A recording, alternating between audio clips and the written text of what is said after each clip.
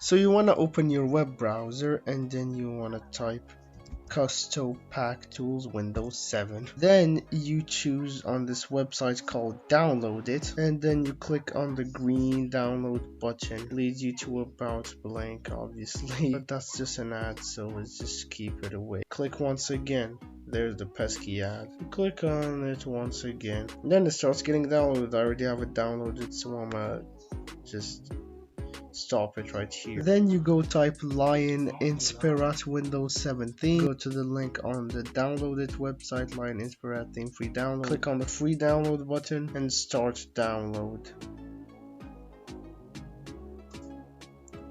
I already have it downloaded, so I'ma just stop it. Then you're gonna type WinRAR download because you're gonna need WinRAR to extract. We're gonna click on this link right here. Click on the blue download button right here. Then you click on it again down here.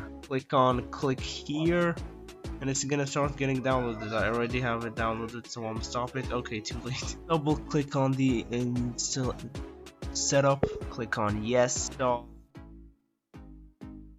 Okay. Finish. Custom pack setup. Click on yes. Now you're in the setup. Next, I agree. Then you're gonna click on next. Then you're gonna click on next once again, and then install. Now you click on finish. Right click the zip file, extract here. Then you go to the extracted file right here. You're gonna click on yes. Now you're gonna click on yes once again. And now you keep on waiting. This does take a very long time. Click on selection of options and installation. Now you're gonna click on full installation, next step. Then last but not least, install Custom Pack. And now it's gonna do a bunch of stuff automatically, and this does take a very long time. And when it asks you to restart, you're gonna click on yes. Then you're gonna click on yes once again after it boots up. Click on yes.